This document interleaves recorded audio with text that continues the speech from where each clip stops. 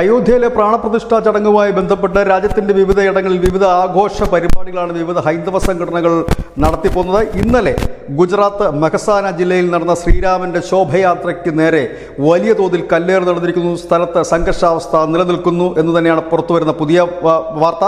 15 പേരെ പോലീസ് കസ്റ്റഡിയിലെടുത്തിട്ടുണ്ട് എന്ന് വാർത്താ ഏജൻസിയായ PTI റിപ്പോർട്ട് ചെയ്യുന്നു. സംഭവം ഇങ്ങനെയാണ്. ഖേരാലു എന്ന് പറയുന്ന ടൗണിലൂടെ, അതായത് മെഹസാന ജില്ലയിലെ ഖേരാലു എന്ന് പറയുന്ന ടൗണിലൂടെ ബലീംവാസ എന്ന് പറയുന്ന ഒരിടത്തിലൂടെയാണ് ഈ ഘോഷയാത്ര കടന്നുപോയി. ഈ ബലീംവാസ എന്ന് പറയുന്നത് മുസ്ലിം ഭൂരിപക്ഷ മേഖലയാണ്. ഈ ബലീംവാസയിലൂടെ കടന്നു പോകുമ്പോഴാണ് ബിൽഡിങ്ങുകൾക്ക് മുകളിൽ നിന്ന്, കെട്ടിടങ്ങൾക്ക് മുകളിൽ നിന്ന് സ്ത്രീകൾ ഉൾപ്പെടെയുള്ളവർ കല്ലെറിയുന്നത്. ഇതിൻ്റെ ദൃശ്യങ്ങൾ ഇതിനോടകം തന്നെ പുറത്തു വന്നിട്ടുണ്ട്. എന്തായാലും ആ ദൃശ്യങ്ങളുടെ ലിങ്കുകൾ ഞങ്ങളുടെ വാർത്തയുടെ താഴെ ഡിസ്ക്രിപ്ഷനിൽ ആ ലിങ്കുകൾ പോസ്റ്റ് ചെയ്യുന്നു.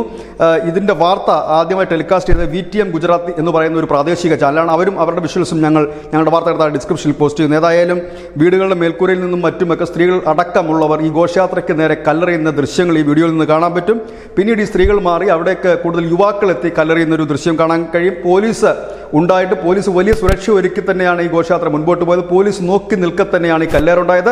ഏതായാലും സ്ഥിതിഗതികൾ വളരെ സംഘർഷഭരിതമായ ഒരു അന്തരീക്ഷത്തിലേക്ക് ഗുജറാത്തിൽ, പ്രത്യേകിച്ച് ഈ ഖേരാലു ടൗണിൽ മാറിക്കൊണ്ടിരിക്കുന്നു. അതുപോലെ മെഹസാന ജില്ലയിൽ മാറിക്കൊണ്ടിരിക്കുന്നു. ഇന്ന് പ്രാണപ്രതിഷ്ഠ നടക്കുന്ന സമയം കൂടിയാണ്. ഏതായാലും ഇന്ന് വലിയൊരു സന്തോഷം നടക്കുന്ന ദിവസത്തിൽ വരുന്നത് ഇതുപോലെ അതിക്രമത്തിൻ്റെ ഇല്ല അക്രമത്തിൻ്റെ ഒരു വാർത്ത തന്നെയാണ്. ശ്രീരാമഘോഷയാത്രയ്ക്ക് നേരെ കല്ലേറ് നടന്നിരിക്കുന്നു എന്നുള്ളത് തന്നെയാണ്. ഏതായാലും ഈ വാർത്തയുടെ താഴെ ഡിസ്ക്രിപ്ഷനിൽ ഞങ്ങൾ ഈ 2 വീഡിയോയുടെ ലിങ്കുകളും പ്രിയപ്പെട്ട പ്രേക്ഷകർക്കായി നൽകുന്നു.